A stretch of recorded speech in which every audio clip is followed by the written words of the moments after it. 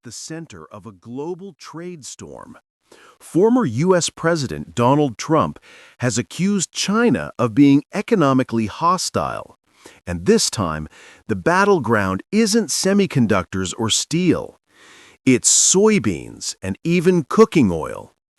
In a fiery post on social media, Trump threatened to terminate business with China, blaming Beijing for refusing to buy American soybeans and disrupting U.S. farmers.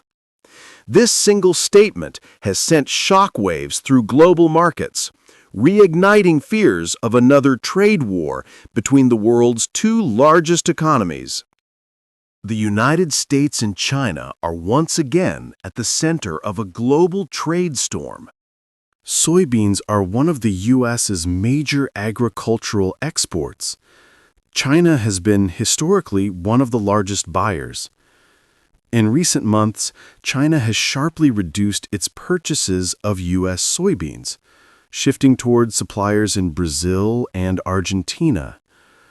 Trump and his administration view this reduction as not merely market forces, but as a deliberate, economically hostile act aimed at punishing U.S. farmers.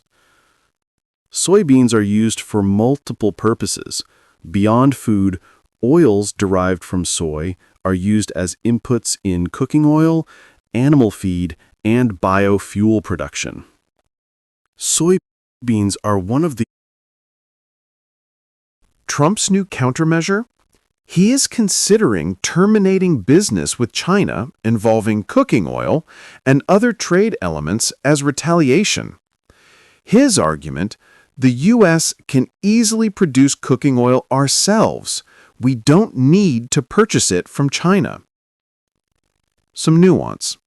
Much of the U.S. cooking oil trade with China is in used cooking oil, which is imported and then used in biofuels and industrial processing. The threat is, effectively, cut off imports of Chinese cooking oil, particularly UCO. Past precedent. Such sweeping trade threats are common in political signaling, but not always fully executed. Market dynamics. UCO imports from China have already been falling this year, partly due to China's ending of export tax breaks on processed edible oils. However, the scale of soybean trade is far larger than the trading volume of UCO. Cutting off UCO would be a relatively smaller lever in the overall agricultural trade war. Legal and logistical hurdles. Implementation would require regulatory changes, trade rules compliance, such as the WTO, tariffs, import-export licensing, and would invite Chinese retaliation. Risk of unintended consequences.